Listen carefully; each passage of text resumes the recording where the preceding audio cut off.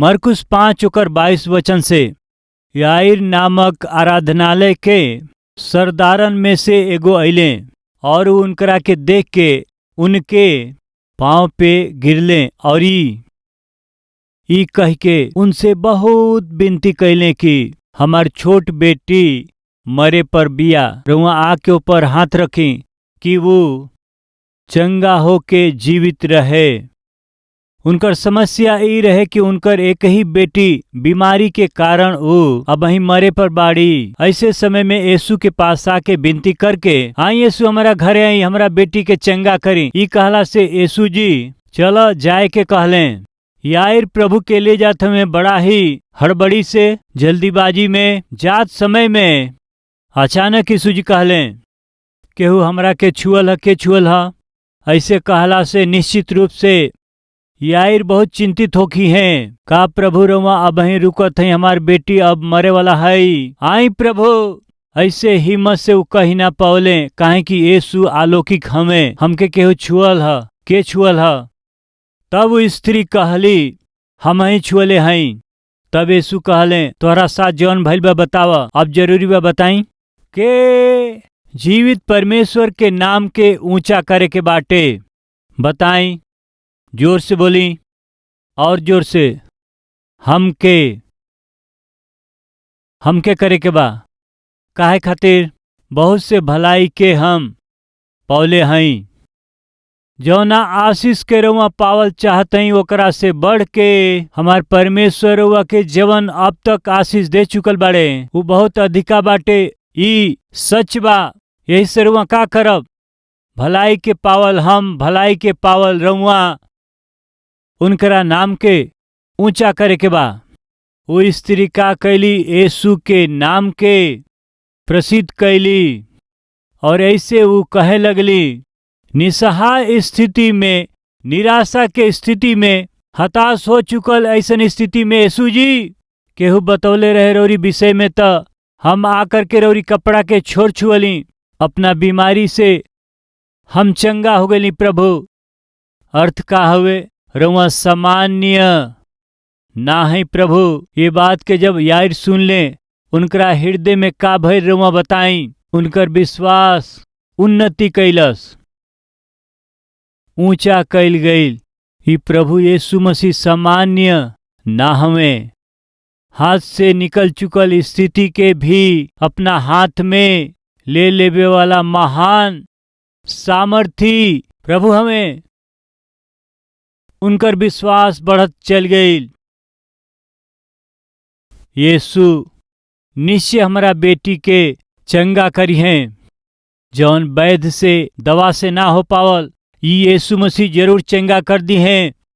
हम अपना सामने देखली, निश्चय यीशु जी, निश्चय यीशु जी हमारा बेटी के ठीक कर सकेलन। अब उनकरा हृदय में काबा बताई, बैंक में काबा बताई। बैंक में का चाही? ड्रॉ करे खातिर के जौन हम रखले बनी रहे के चाही। अब वहीं परमेश्वर प्रार्थना के जवाब दिहन तो का रहे के चाही? जोर से बोली। अब प्रार्थना के रौरी जवाब नेखे मिलत तो ओकर कारण का हुए? पता नहीं जी, परमेश्वर प्रार्थना नेखन सुनत। यदि रउआ ऐसन कहत हई तो ये बिल्कुल गलत बात हवे। प्रभु प्रार्थना ना सुने, ई का बात ह? हमार प्रभु यीशु मसीह कान होके सुनेलन, आँख होके देखेलन और वो जीवित हमें। वो जीवित हमें, उनकर काहे ना सुनल जाई? प्रभु के ना सुनल जाई का ह? उनकरी आँख से दूर कुछ संसार में बाका? वो प्रभु सुन ना पावे ऐसन प्रार्थना कोनो हो सकेला का? परमेश्वर हर प्रार्थना के सुनेलन, बाकी कुछ प्रार्थना के जवाब देबेलन। केकर उ जवाब देबेलन? जौन उनकरा इच्छा के अनुसार होखेला। जौन प्रार्थना रउआ करेलन जवाब देलन। आज रउरी प्रार्थना के जवाब नेखे मिलत तो रउआ के समझे के बाटे कि उदाहरण खातिर रउआ बैंक में जा करके 25,000 रुपया के चेक लिख के रउआ लेई, हमरा के 25,000 रुपया देई। वो चेक में साइन करके, हाँ चेक रउआ देब तो उ का करिहन जा? ओकरा के चेक करी है, बैलेंस नइखे जी। का कही है? रउआ 25,000 के चेक दिहनी, बाकी उमा बैलेंस नइखे जी। पिछला समय अमेरिका गई रहली। अमेरिका जाके हम और हमार मित्र मिल करके एगो शॉप में गली जा। एगो शॉप में जाके हमके कुछ खरीदे के रहे त हम वो दुकान से ओके खरीदली। खरीद के अपना बैंक के कार्ड दिहली। अपना बैंक के कार्ड दिहला से वो बैंक के कार्ड निरस्त भइल। हमारा बैंक के कार्ड कैसे निरस्त भइल सोच के हम वो आदमी से पूछली काहे निरस्त भइल बाटे। वो आदमी कहले कि बैलेंस नइखे जी। कहवा? अमेरिका में बैलेंस नइखे। ई सुनल मुश्किल बा ना?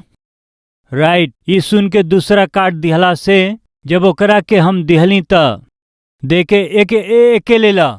ऐसे बड़ा भरोसा से दिहली। भरोसा से दिहला से वो बैंक के कार्ड के भी वो का कैले जब लगा के देखलें तो पिन इंटर कैला पर भरोसा से पिन इंटर कैली। इंटर कैला से हम कैली धीरे से स्लिप बाहर आ गई।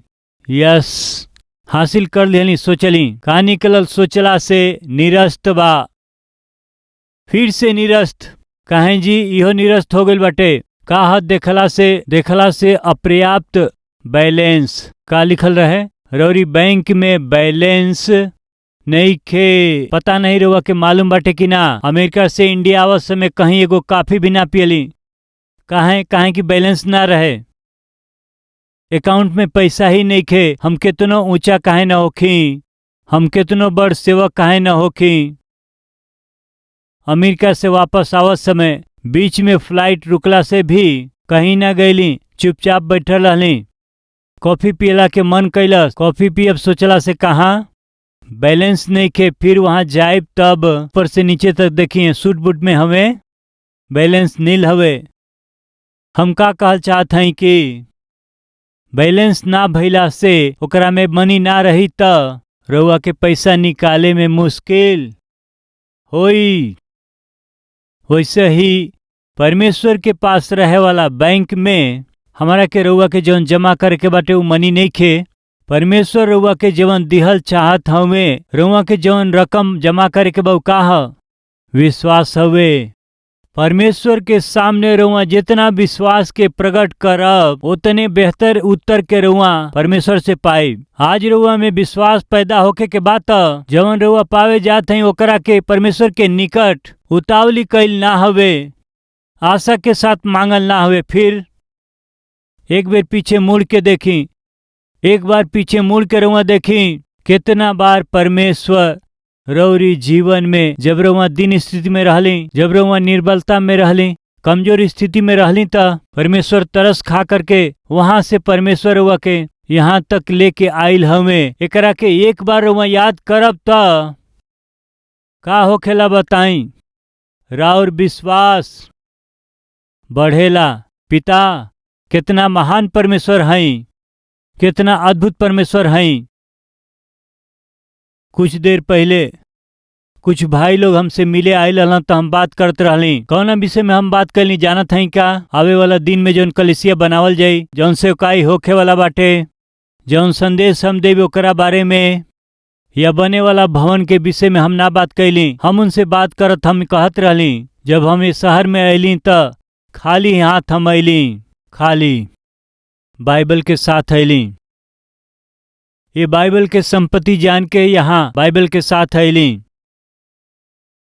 पिछला 30 बरिस में हमार परमेश्वर आज के दिन तक इतना अद्भुत और बड़ा सेवकाई के आशीष के रूप में देले हमें। ई हमनी के का दिखावेला हमन के परमेश्वर सामान्य ना हमें, हमन के परमेश्वर असामान्य हमें। हमनी के परमेश्वर असंभव के संभव करेलन।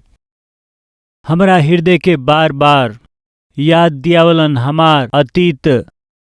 जब कबो हमार हृदय हमके याद दियावेला कि हमार परमेश्वर असंभव के संभव करेलन, उस समय का होला जानत हई? हमार विश्वास बढ़त जाला।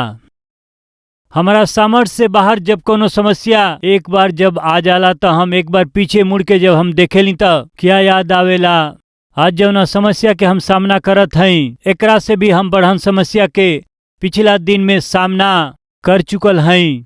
परमेश्वर हमरा के श्रेष्ठ उत्तर दे चुकल बाड़े। परमेश्वर समाधान दे चुकल हमें। जब हम एकरा से भी बड़ समस्या में जब होके जात रहली, जब बहुते खतरा में से विपत्ति में से जब होके जात रहली, तब हमार परमेश्वर हमरा साथे रह के वो सिंह के मुंह में से, अंधकार के तराई में से हमार परमेश्वर हमरा के निकाल करके यहाँ तक लेके आइल हमें त इहे याद आवेला। हमारा सामने रहे वाला वो समस्या के भी हमार परमेश्वर हमके जय पावे के सामर्थ दी है। यानी रउआ के सामने के समस्या के सामना करे के बात का करे के ह? अतीत में कई परमेश्वर के सामर्थ के काम के रउआ के याद करे के ह। प्रिय, हमनी का गलती करेली जानत हई? हमन भूल जाली। हे हमार मन यहोवा के धन्य कह और उनकरा कौनो उपकार के तू मत भूलिह। कुछ नइखे भूले के कहला से हमनी का ओके बोझ समझे लीजा, ऐसा नइखे करे के। कृपया सुनी, एक बार बैटरी डाउन हो जाए तो का करीला? हमन बैटरी चार्ज करीला, ठीक बा? यदि विश्वास डाउन होत बा तो समझी बड़ा आसानी से अपना बैटरी के रउआ चार्ज कर सकी। फार्मूला हम बताई, कहा बताई? एक बार पीछे मुड़ करके रउआ के कौना स्थिति से परमेश्वर रउआ के ये स्थिति में लेके आइल हमें त एक बार फ्लैशबैक। राउर पति जोन मरले, राउर पत्नी जोन कोसली, ये अनावश्यक फ्लैशबैक से कोनो फायदा नइखे। परमेश्वर और जीवन में का कैले हमें रउआ एक बार याद करी, का होई? राउर विश्वास के बढ़ा देई। हे नारी, असली में का भइल बतावा? काहे खातिर ज्यादा जोन भइल हो गइल? का भइल बतावा ना? ओकरा साथ का भइल रहे जब वो औरत बतौली तब? अब का होके जात हउवे यार के समझ में आ गइल। वो औरत के जीवन में जवन भइल रहल जब वो बतौली त यार की बेटी के जीवन में प्रभु का करे जात हउवे यार के समझ में आ गइल। यानी रउरी जीवन में परमेश्वर जवन कैले हमें रउआ ओकरा के याद करके ओकरा के ध्यान करत रहला से, ओकरा विषय में परमेश्वर के स्तुति करत रहला से आवे वाला दिनन में परमेश्वर और साथे का करे जात हमें रउआ के समझ में आई। आवे वाला दिन में परमेश्वर के जरिए रउरी जीवन में आश्चर्य कर्म होखल चाहत हई त, देखल चाहत हई त रउआ एक बार पीछे मुड़ करके देखे के हवे। Very simple. अपना जीवन में जब हम असंभव से होके गुजरेला तब शैतान आके तोहरा से ना होई, इम्पॉसिबल। तू सोचत हवा हो जाई करके, तू सोचत हवा ऐसन हो जाई, तू सोचत हवा बाकी हाँ ये हम कर सकीला। इम्पॉसिबल, ना कर पैबा, बहुत मुश्किल बा, असंभव बा। रउआ मान ले कि शैतान ऐसन कहलस तब हम ओकरा से का कहला जानत हई? एक बेर कलवरी टेम्पल जाके आवा। कहा? एक बार कलवरी टेम्पल जाके आवा, वो कलवरी टेम्पल के देख के आवा। ई काहे खातिर? वही दिन यह आके बतौले रहला तू का कह के 52 दिन में कलवरी टेम्पल के बनावल ही असंभव बा, ऐसे बोलला। बाकी परमेश्वर का कैले? ओकरा के संभव कैले। यही खातिर से जौन परमेश्वर से हम मांगत हई ओकरा के भी प्रभु निश्चय करी है। शैतान के मुंह के जे बंद कर सकेला तोहर भविष्य नहीं खे। शैतान के मुंह के जे बंद कर सकेला परमेश्वर तोहरा जीवन में जौन अतीत में कैले वो आश्चर्य कर्म है। यही से दाऊद का कहत हमें देखे के भजन 30 हमन कहाँ से कहाँ चल गेली। भजन 30 और ओकर पहला पद, भजन 30 ओकर पहला वचन। हे यहोवा, हम रउआ के सराहा वही से की रउआ हमरा के खींच के निकलले हई और हमरा शत्रु के रउआ हमरा पर आनंद करे ना देले हई। अतीत के याद करत हमें हमरा शत्रु के हमरा पर वो आनंदित होके ना दिहले, हमके खींच के निकलने प्रभु। हमरा पर तरस खैली पिता, हमके आशीष देली पिता। अतीत के एक बार याद कैला से राउर भविष्य अद्भुत रही। ओकरा बाद दाऊद जवन रोले रहले, आंसू बहौले रहले, आगे उस सगरी विषय बाटे। हम का बतावल चाहत हई कि वही दिन वो औरत के जीवन में जौन भइल रहे, जवन घटना घटल रहे ओकरा के जब वो बतौली त जवन होके जात रहे वो आश्चर्य कर्म के यार का कर पौले? विश्वास कर पौले। वो विश्वास उनकरा भीतर कहाँ से आयल? जब वो औरत के गवाही के सुनले तब आयल। भाई बहन, रौरी जीवन में भविष्य में आए वाला समय में परमेश्वर के असंभव काम रौरी जीवन में होखे के बाटे त रौरी जीवन में जीवन आश्चर्य कर्म भइल बाबू। अपना आप के बताई, अपना मन से कहीं कि कहीं इतना डेरात हवा, कहीं इतना चिंता करत हवा, कहीं इतना निराश होत हवा। एकरा से जटिल समस्या 3 साल पहले भइल है ना, एकरा से भी भयानक समस्या में से पिछला साल गुजरल रहला ना, एकरा से भी भयानक स्थिति से बीमारी में से होके गुजरल रहला ना। ऐसन परिस्थिति से परमेश्वर निकलना ना, फिर काहे डेरात हवा? अपना मन से कहीं एकरा से भयानक समस्या में से जब अतीत में गई रहली, परमेश्वर और पक्ष में रह के रवा के छोड़वले ना, आज रवा काहे डेरात हई? अपना आप के बताव। वैसे ही प्रभु से एगो बात के बताई, प्रभु एकरा से भी भयंकर समस्या से रवा अतीत में निकलनी ना। अब ही जौन हमारा सामने समस्या बा उ तो बड़ा नइखे ना, ओके दूर करे खातिर के रवा सक्षम परमेश्वर हई। काहे खातिर? बाइबल बतावेले यहोवा कैसन भला हमें चेक करके ई जान लें। प्रभु से रवा कहीं रवा अतीत में काम कैली पिताजी, आवे वाला दिन में भी आश्चर्य कर्म करब पिता। कैसे कह सकिला कहला से यहोवा कैसन भला हमें हम चेक करके जान लेले हई। दाऊदी कहले ऊ औरत उनकरा साथ जौन भइल ओकरा विषय कहली, ऊ याईर के विश्वास के बहुत अधिक बढ़ा दिहलस। ई यीशु हमरा बेटी के जीवन में भी अद्भुत काम करी है। ऐसन विश्वास उनकरा जीवन में कहाँ से आई? वो स्त्री के जीवन से जौन भइल वो आश्चर्य कर्म के जब बतौली, वही समय में केहू आके याईर गुरु के तू अब परेशान मत कर, काहे का भइल? तोहार बेटी अब मर गईली। याईर के वहीं गिर जाए के रहे, निराश होके के रहे, हताश होके के रहे। याईर निराश ना भइले। वो समाचार के सुन के वो गिरले नाही। ओकर कारण जानत हई त सुनी। एगो बोरा हुए समझी, ओके खड़ा करे के कोशिश करी, का होई बताई? का होखी? वो गिर जाई। वही बोरा में रउआ पूरा रीति से ओके चावल से भर देई। वो बोरा अब गिरी या अच्छा से खड़ा रही? कौनो भी अनाज से या चावल से भर देनी समझी। उस चावल के बोरा खड़ा रही या गिर जे बताई? खड़ा ही रही। ई कैसे संभव भइल? एगो बहुत ही मुलायम ऊ बोरा जौन खड़ा ना हो सकेला, ऊ बोरा अब ही ऊ बोरा कैसे खड़ा हो गई? ऊ भर दियल गई है। कैसे भर गई? जौन ओके खड़ा रख सकेला ओकरा से भर गई। प्रिय भाई और बहन लोग, वही दिन का भइल जानत हई का? याईर के वही दिन गिरे के रहे, लेकिन वो गिरले नहीं, काहे कि उनका हृदय भरल रहे। का चीज से? जोर से बताई। विश्वास से भर गई रहे। वो विश्वास से, अविश्वास नहीं, वो विश्वास से उनके भरल के बताई। एगो औरत के जीवन में जौन भइल रहे, परमेश्वर जौन कैले वो काम के बतौला के जरिए उनकर हृदय विश्वास से भर गईल। वो विश्वास उनके खड़ा कैलस, स्थिर कैलस। प्रिय भाई और बहन लोग, रौरी जीवन में परमेश्वर जितना भलाई कैले हमें ओके जितना लोग के बता सकेले बताई। ई के पता बाटे हो सकेला उहे उनकरा जीवन में अंतिम दिन होखे।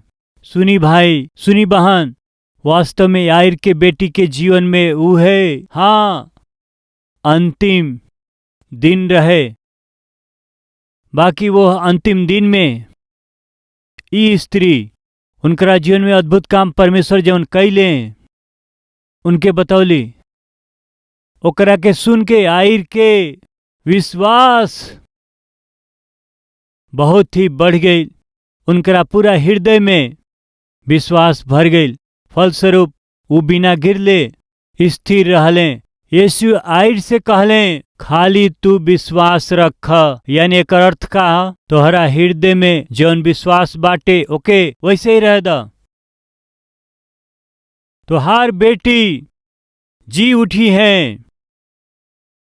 आइर के बेटी जीवित भइली। कैसे संभव भइल? बताई कैसे संभव भइल? विश्वास से ही। आज रहूं अपना जीवन में जौन आप विषय खातिर रहुआ प्रार्थना करत हई, वो प्रार्थना के जवाब चाही त रहुआ में का होई? विश्वास होखे के बा। वो विश्वास के रिचार्ज होखे के बाटे और वैसे ही बढ़े के हुए त का करे के है बताई? जोर से बोली, हमके सुनाई ना दिहलस। एक बार पीछे मुड़ के देखी जा। बहुत से विपत्ति में से, बहुत से संकट में से, बहुत से दुर्घटना में से, बहुत से आर्थिक संकट में से भी परमेश्वर हम हन के ये स्तर तक लेके अइले। रउआ के का मालूम बा भाई जौन हमारा जीवन में दुख बाटे, ऐसे रउआ कहानी समझी। राउर समस्या का हुए बताई, हम अपन समस्या के बताई। समस्या केकर ना रहेला। एक दिन हम सेवा में गए हनी तो हमार पत्नी हमके फोन कैली। का फोन कैली जानत हई? सुनी जी, हमन के घर के फ्यूज लेके चल गए। कौन फ्यूज लेके गए? बिजली के फ्यूज के लेके चल गए। अब घर में बिजली नहीं खे जी। कहाँ लेके गए? हमनी के बिजली के बिल ना जमा कली ना, यही से वो लोग आकर के मीटर के फ्यूज के वो लोग लेके चल गए। रौरे जीवन में ये अनुभव नहीं खे, हमरो जीवन में भी बाटे। इतना सेवा कैला के बाद भी कृपया सुनी, आज रहूं अपना जीवन में कौना तरह के अपमान में से, आर्थिक तकलीफ में से हाँ रउआ गुजरल होखब या रउआ जानत होखब। रउआ कौना समस्या से गुजरल होखब? प्रिय हम बतौली ना 1991 से 2001 तक परमेश्वर हमरा के जैसे मसले के चाही वैसे वो मसल दिहले, पीस दिहले, पीस दिहले। पीस के परमेश्वर हमरा से कहले तू हमरा पर निर्भर भइला बिना जीवित रहल संभव नइखे। तोहार आश्रय होखे, तोहार सहारा होखे हम ही हई। वो पाठ के हम सीख लिहली। वो दिन से आज तक हम पीछे मुड़ के ना देखली। हमार सहारा, हमार आसरा, हमार प्रभु यीशु मसीह हमें। प्रिय भाई और बहन लोग, कृपया ध्यान से सुनी। कहाँ ये बात के हम बतावत हई जानत हई? प्रभु हम कम से कम बिजली बिल के भी ना भर पावत रहली। रउआ हमरा के यहाँ तक लियली त हाँ, अब यहाँ से रउआ और कहीं ले करके जा सकीला। हे पिता, काहे खातिर अतीत में हम देखली ना पिता। समझ में आइल जब भी शैतान आके कहे तोहर काम हो गइल त ऐसे कहे समझा। अरे पागल, ई बात तू कई बार कहला। कितना बार ये बात के तू कहले हवा। तू जब भी कहला तोहर काम हो गइल बाटे, तोहरा कहला के हर बार हमार प्रभु कहले कि अब हम काम करत तू रुका। ई कह के हमरा काम के अपना हाथ में ले लिए। देखा हमके यहाँ तक लिए। हमार काम हो गइल हे प्रभु। ऐसे जब हम कहली हर बार तो हम अपन अब काम शुरू करब। ई कह के प्रभु अपना काम के शुरू करके ई देखी ये स्तर तक, ये स्थिति तक परमेश्वर हमके लिए अइले। प्रिय भाई और बहन लोग, हमन के जीवन में हमन जेकरा के पावे के आशा करत हई जा, जौन पावे के बाटे जौना के हम सोचत हई, विश्वास चाही। वो विश्वास के रिचार्ज होखे के बाटे तो ओकर अद्भुत फार्मूला हवे। एक बार अतीत में जौन काम कैले प्रभु, अद्भुत काम के, आश्चर्य कर्म के याद करी रहुआ। ओकरा के याद करके प्रभु के धन्यवाद करी। अतीत में भइल अद्भुत काम के बार बार करे खातिर के रउआ के कोनो कष्ट नइखे प्रभु। हम बतौली ना, करंट बिल भी जौन जमा ना कर पावत रहली, हमरा के यहाँ तक ले अली ने प्रभु। यहाँ से कहीं भी रउआ ले जाए खातिर रउआ अब सक्षम हई पिता। ये बात के बतौला पर रउआ ताली बजावत हई ना, तो रउआ यह कहीं परमेश्वर से एक बार पीछे जा करके ऐसे दिन स्थिति में रहे वाला हमरा के ऐसे स्थिति में ले अली न है प्रभु। हमरा के यहाँ से और भी ऊंचाई में रउआ ले जाए खातिर के प्रभु आप जोर से बोली सक्षम परमेश्वर हाई। विश्वास करे वाला हमारा साथे मिलके प्रार्थना करी।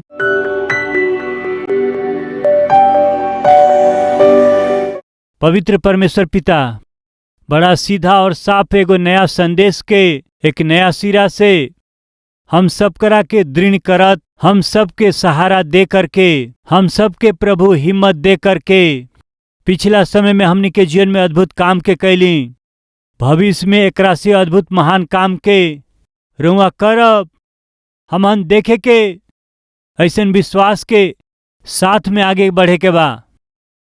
जब भी पिता शैतान आकर के परीक्षा में हमके डाले, कौन स्थिति आके हमके डरावे लागे, कौन व्यक्ति हमन पर शासन करे, बिना डर ले और बिना भय के, निराश ना होके, बिना डिप्रेशन में गईले, एक बार पीछे मुड़ के देखला से राउर कैल गई भलाई हमनी के याद आवे से पिता हमहन के हृदय विश्वास से भर जाई, हिम्मत से उ भर जाई।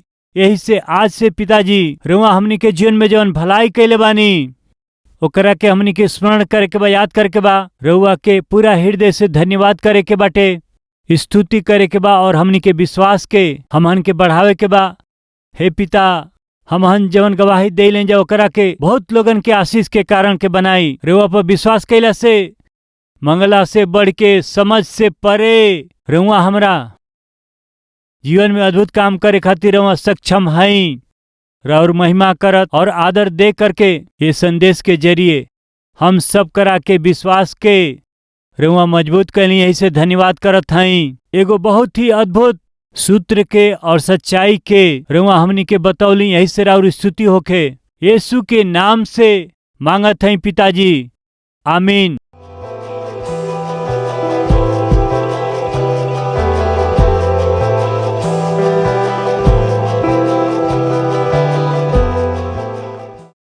आज कलवरी के आवाज के कई करोड़ लोग देखेलन, खाली हिंदी में नहीं, तमिलनाडु वाले तमिल में, कर्नाटका वाला कन्नड़ में, केरला वाला मलयालम में, उड़ीसा वाला उड़िया में, महाराष्ट्र वाला मराठी में, पश्चिम बंगाल वाला बंगाली में, पंजाब वाला पंजाबी में, यूपी बिहार भोजपुरी में, तेलंगाना आंध्रा वाला तेलुगु में, उर्दू भाषा में, पाकिस्तान, जम्मू कश्मीर, अफगानिस्तान, गल्फ देश वाला गुजराती, आसामी, नेपाली, इंग्लिश में, ऐसे भारत के हर एक मुख्य भाषा में प्रभु यीशु मसीह के उद्धार के सुसमाचार के प्रचार करे वाला सबसे पहला आराधनालय कलवरी टेम्पल हवे। काहे हमनी के इतना मेहनत करत हई जा, काहे हमनी के सुसमाचार के इतना भाषा में प्रचार कैला के प्रयास करत हई जा। ध्यान से सुनी जा, रोमियो के पत्री 10वां अध्याय 13वां वचन, काहे कि जे केहू प्रभु यीशु मसीह के नाम लेई ऊ त उद्धार पाई है। के उद्धार पाई?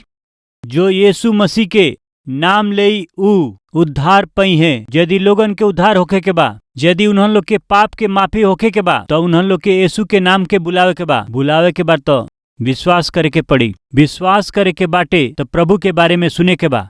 प्रभु के बारे में सुने के बा तो केहू के न केहू के सुनावे के बा। यदि केहू सुनावे वाला होखी तो उन्हन लोग के भेजे वाला भी केहू न केहू होखे के चाही। कलवरी की आवाज के मदद करे वाला का करत हमें जानत हई? ई सेवक जौना प्रभु के वचन के प्रचार करत हमें, रौरी मदद के जरिए ही प्रचार हो सकेला। हम जौना वचन के प्रचार करीला 17 अलग अलग भाषा में भारत के चारों कोना में पहुँचेला। खाली भारत में ही नहीं, हमारा पूर्व की ओर बांग्लादेश में, दक्षिण की ओर श्रीलंका में, उत्तर की ओर नेपाल में, पश्चिम की ओर पाकिस्तान में, अफगानिस्तान में, गल्फ कंट्रीज में कलवरी के आवाज का प्रचार होखेला उनकरा अपना ही भाषा में।